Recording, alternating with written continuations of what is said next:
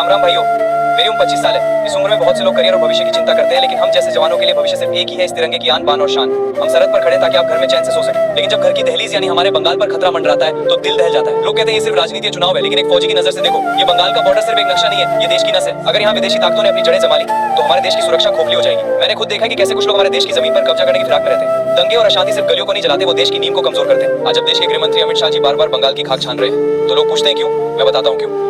क्योंकि वो जानते हैं कि अगर सरहद को सुरक्षित करना है तो पहले वहां की व्यवस्था को मजबूत करना होगा। उनका लक्ष्य सिर्फ सत्ता नहीं है, उनका लक्ष्य है सीमा पार से आने वाले हर उस खतरे को रोकना जो चीन या बांग्लादेश की तरफ से हमारे देश को आंख दिखाता है। जब दिल्ली और बंगाल एक सोच के साथ चलेंगे तभी हम फौजी सरहद पर बिना किसी फिक्र के दुश्मन का सामना कर पाएंगे। हम सरहद पर गोली खाने को तैयार हैं, लेकिन हमें पीछे से आप लोगों का साथ चाहिए। एक ऐसी सरकार चुनिए जो राष्ट्रनीति को राजनीति से ऊपर रखे। याद रखना, अगर बंगाल सुरक्षित है तो ही भारत सुरक्षित है। इस बार चुनाव सिर्फ वोट देने के लिए नहीं, देश को सुरक्षित बनाने के लिए लड़ना। दुश्मन की हर चाल का अब करारा जवाब दिया जाएगा। भारत मां की तरफ उठने वाला हर हाथ अब जड़ से काटा जाएगा। दोस्तों, अगर आप लोग हम जैसे सिपाहियों के चाहते हैं तो लाइक, शेयर और सब्सक्राइब जरूर करें। जय हिंद, वंदे मातरम।